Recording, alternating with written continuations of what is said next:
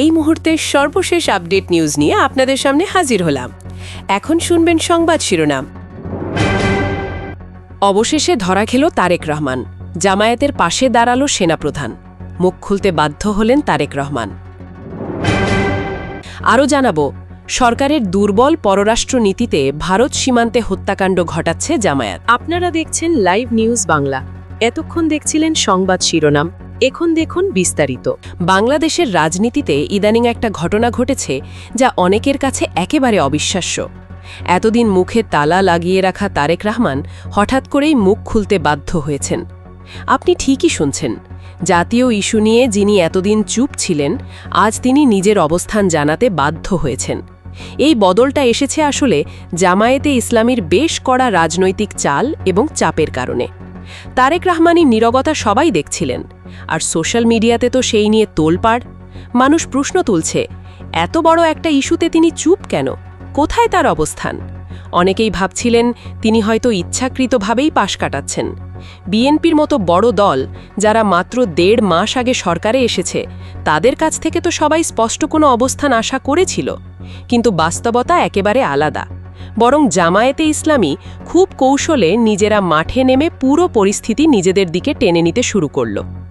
এখানেই তৈরি হলো বড় প্রশ্নটা, কিভাবে বিএনপি এমন একটি চালের কাছে চাপে পড়ে গেল? আর কেনই বা তারেক রহমান এতটা চুপ থাকার পরেও অবশেষে অবস্থান বদলালেন? এই গোড়ার তত্ত্ব জানতে হলে একটু পেছনে তাকাতে হয়।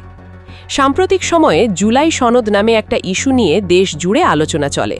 শুধু সাধারণ মানুষ না, সংসদ পর্যন্ত এই নিয়ে তর্ক বিতর্ক। সরকার আর বিরোধী দল দুবার বিস্তারিত আলোচনা করল, নির্দিষ্ট 3 আর 5 তারিখে।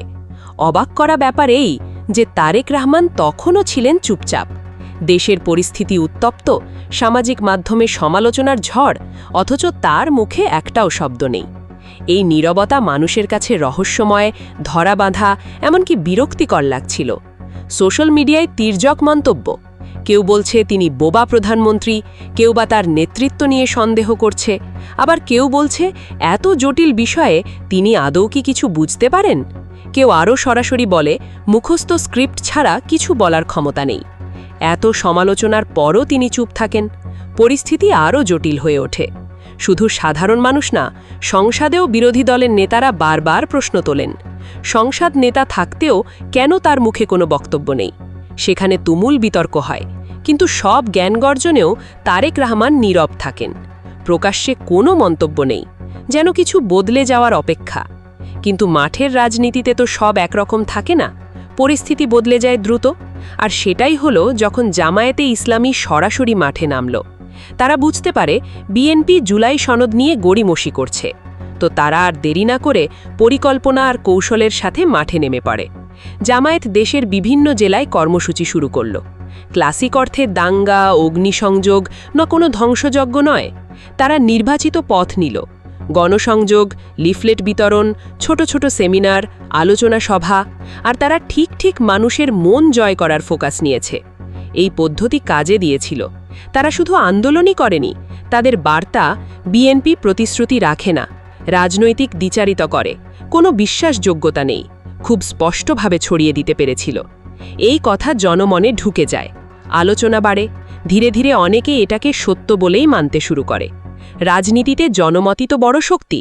যখন জনমত গড়ভাব বিরোধী হয়ে যায়, তখন সেটা ক্ষমতাসীনদের বড় সতর্ক সংকেত। জামায়াত ঠিক ওইটাতে আঘাত করল। বিশৃঙ্খলা ছাড়াই ধারাবাহিক প্রচারে শক্তিশালী জনমত তৈরি করে ফেলল। আর বিএনপির জন্য এটা হয়ে দাঁড়ালো সবচেয়ে বড় সমস্যা। ভাবুন, একটা মাত্র সরকার এলো, আর অল্প সময়ের মধ্যে মানুষ, রাজনৈতিক প্রতিপক্ষ সবাই তাদেরকে বিশ্বাস করতে পারছে না। তখন সরকার সম্পূর্ণ অস্বস্তিতে পড়ে। তারেক রহমান আর দলের শীর্ষরা দ্রুত বুঝে যান, যদি এই অবিশ্বাস আরও বাড়ে, তাহলে ভবিষ্যতে বড় ধরনের ক্ষতি হবে। কারণ রাজনীতিতে একবার ভাবমূর্তি নষ্ট হলে সেটা ফিরিয়ে আনা খুব কঠিন। আসলে এই মুহূর্তে বিএনপির সবচেয়ে বড় ভয় ছিল বিশ্বাসযোগ্যতা হারানো। একবার যদি মানুষ মনে করে ফেলে একটা দল তাদের কথা রাখে না, তাহলে ওই দলের ভবিষ্যতের সব প্রতিশ্রুতিও হয়ে যায় সন্দেহের চোখে দেখা। জামায়াত ঠিক এই জায়গায় আঘাত করেছে, এবং বলতেই হয় ওরা এখানে সফলও হয়েছে। তখনই শুরু হলো মানুষের মধ্যে সন্দেহ। তারেক রহমান যেটা বলছেন, গণভোটের ওপর যে তার অবস্থান, শেষ পর্যন্ত হয়তো তিনি অন্য কিছু করবেন। কেউ কেউ ভাবতে লাগল জুলাই সনদটা হয়তো আর কার্যকরী হবে না, কোনোভাবে এটা পাশ কাটিয়ে যাওয়ার চেষ্টা হবে। এই সন্দেহ আর অবিশ্বাস একটু একটু করে বড় সংকটের জন্ম দিল। অবস্থা এমন দাঁড়ালো, আর চুপ করে থাকাটা চলছিল না। নীরবতা একসময় কাজে দিলেও এরপর সেটা দুর্বলতাই মনে হতে লাগলো সবার কাছে। ঠিক এই চাপেই তারেক রহমানকে মুখ খুলতে বাধ্য হতে হয়। শুধু মুখ খোলেননি, সাথে সুরও বদলেছেন পুরোপুরি। ঢাকা সেনানিবাসে প্রধানমন্ত্রীর দরবারে গিয়ে স্পষ্ট বলেন, জুলাই সনদের প্রতিটা দফা বাস্তবায়নের ব্যাপারে সরকার পুরোপুরি অঙ্গীকারবদ্ধ। তার কথা দিয়ে সবাইকে বুঝিয়ে দিতে চেয়েছেন, সরকার কেবল আংশিক কিছু করবে না, চুক্তিতে যা আছে হুবহু সেটাই বাস্তবায়ন করবে। কেউ যেন দ্ব্যর্থ না পায়, এমনই একরোখা ভাষায় বললেন। অনেকে বলছেন রাজনীতির হিসেব বদলে দেওয়ার মতো এই ঘোষণা। বিশেষ করে গণভোটের পটভূমিতে এটাকে ইতিবাচক হিসেবেই নেওয়া হয়েছে। গণতন্ত্রে তো জনগণের সিদ্ধান্তের দায়িত্ব সরকারেরই থাকে, এটাই সবার স্বাভাবিক চাওয়া। এখানেই আসে নতুন প্রশ্ন। এতদিন তো বিএনপির অনেক নেতা এই জুলাই সনদকে পাত্তাই দিতেন না। কেউ কেউ ঠাট্টা অবজ্ঞার সুরেই তা উড়িয়ে দিতেন। কেউ বলতেন এটা পতিতের কোনো রূপরেখা ছাড়া আর কিছুই না। কিন্তু সময় বদলালো, আর সেই নেতারা এখন বলছেন জুলাই সনদ অক্ষরে অক্ষরে মানা হবে। হঠাৎ এই পরিবর্তনের কারণটাও কারোর অজানা নয়। এবার মূল প্রশ্ন, জামায়াতের তেমন কোনো সহিংস বিশৃঙ্খল কর্মসূচি তো হয়নি, কাজকর্ম বাকি সবার তাই চলে গেছে স্বাভাবিকভাবেই। তাহলে কেন তারেক রহমান এতটা চাপে পড়লেন? আসল কারণ একটাই, বিশ্বাসযোগ্যতা। রাজনীতির সবচেয়ে বড় সম্পদ। একবার সেটার ফাটল ধরলে তা যে কোনো দলের জন্য বিশাল ঝুঁকি। জামায়াতের টানা প্রচারণায় মানুষের মধ্যে একরকম চলে এসেছে বিএনপি হয়তো প্রতিশ্রুতি রাখবে না। নানা কানাঘুষো, তারেক রহমান গণভোটে এক কথা বললেও বাস্তবে অন্য কিছু করবে। কেউ কেউ সন্দেহ করতে শুরু করল জুলাই সনদকে হয়তো আস্তে আস্তে গলা টিপে মারা হবে, বা অন্য কোনো ফাঁকফোকর বের করা হবে। এই অসম্পূর্ণ বিশ্বাসই ছিল বড় বিপদের আগাম সংকেত। তারেক রহমান ব্যাপারটা ঠিক বুঝেছিলেন। সময়মতো জবাব না দিলে সামনে ঝামেলা আরও বড় হতে পারত। নিজের ভাবমূর্তি আর অবস্থান বাঁচাতে তিনি বাধ্য হন প্রতিশ্রুতি প্রকাশ্যে দিতে। তবুও কি এখানেই শেষ? আবারও প্রশ্ন, এবার কি প্রতিশ্রুতি রাখা হবে, নাকি কেবল পরিস্থিতি সামাল দিতেই এসব বলা হচ্ছে? এসব সন্দেহ কিন্তু পুরনো অভিজ্ঞতা থেকেই আসে। মানুষ ভুলেনি, বিএনপি নেতৃত্ব অতীতে নানা ইস্যুতে প্রতিশ্রুতি দিয়ে তা রাখেনি। তত্ত্বাবধায়ক সরকার নিয়েও তাই হয়।